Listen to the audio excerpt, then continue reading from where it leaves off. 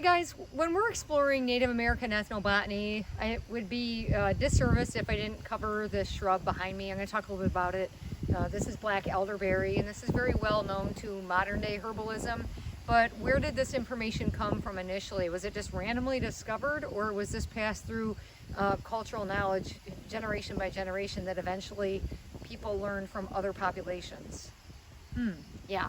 It was not discovered by random chance. This was discovered deliberately through learning about how indigenous peoples use their plants. And in fact, when we think about the broad context of what ethnobotany is, that's exactly what it is, folks. It is learning from tens of thousands of years of accumulated wisdom garnered by indigenous people around the world, and then we take that knowledge and use that wisdom that they've taught us to then make these medications. And that's still how it works to this very sad day. There are researchers around the world that apprentice themselves to indigenous peoples to learn about various medicinal plants, such as this one behind me.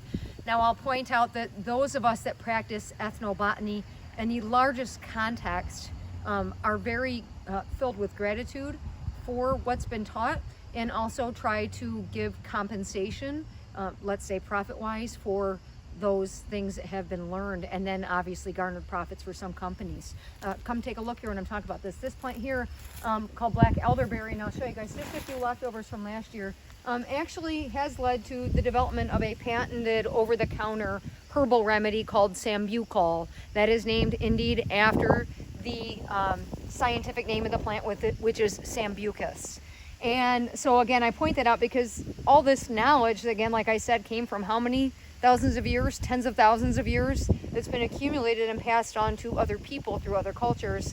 I can guarantee that the people that have the patent to Sambucol are not paying back any indigenous people that they learned that medication from, right? And the same goes through with your standard, prescription medications too. You think about what's coming up soon, guys. Flu season.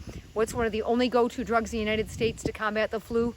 Tamiflu. Okay, Tamiflu comes from what initially? A tree, the shikimi tree. We use that to manufacture alcitamivir phosphate, aka Tamiflu. And again, when we look at these connections in the literature, rarely do we see any level of tribute being paid. Let's get into, now that we really understand what ethnobotany is and also what it's not, let's take a look at, again, in the text, or the context of my class has really been more about discovering medicinal plants, more so than those other uses. Again, the cordages, the fibers, the musical instruments, the decorations, and everything else that can come along with the plants that we use, whether it's dyes, fabrics, you name it. And that is really what we do in the modern day medicinal context, is we harvest the blackberries. Now this is the end of season, folks, here in Michigan. We're at mid-September right now.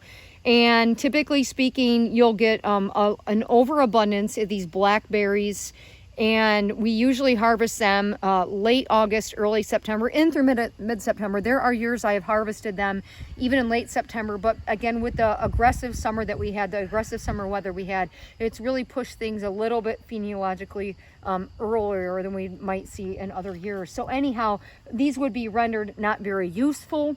But that being said, I could maybe pick off a couple of the ones that did turn black and are starting to dry, and then freeze them for manufacturing and medicine from at home.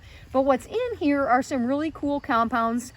We like to call them agglutinins, and what these do is they seem to block receptor sites that are necessary for viral replication, and that is how these can be purportedly useful in at least some studies at helping thwart the flu symptoms. So again, when you explore in a common year, again, this is a very uncommon year with COVID-19, but in a typical year, a top 10 cause of death in the United States is influenza. And of course, it would be poised again to be this year. But again, I point that out this year because the causes of death are altered due to the nature of COVID. So again, this has been used in helping try to again, thwart the duration of the influenza infection as well as the severity. And it's really only shown benefit in trials on humans when it's taken right at the onset of the influenza symptoms, not once it's already full blown. At that point, the virus has already done its replication. And the idea behind this plant is to stop that at the get-go, right? So you're seeking to inhibit that viral replication. You want to take that at the beginning. And so that's how this is shown somewhat effective. Of course, some of the research has some conflict of interest with some of the groups of researchers that have investigated these compounds and their ability to do this. I have my own anecdotal story where my husband got the swine flu back in 2009, the so-called H1N1 influenza that we kind of dubbed the swine flu. He got it. I had an infant daughter, so I was taking it, also kind of quarantined him away from the family, and my son took it and nobody else got it. So hey, I've got my own little anecdotal story, but again, I did not sign up for a clinical trial, and we really like to look at the clinical data to really get the good stats run on this. But again, very useful plant, especially because you know, year to year, we don't always have the best coverage with the flu vaccine. We do see that the ultimate goal with that is to keep you out of the hospital and to help prevent deaths. But again, this can be kind of a go-to plant for a lot of people, especially in consultation with your healthcare provider, whoever gives your healthcare needs, to try to keep us good and healthy, especially during a tough season of flu.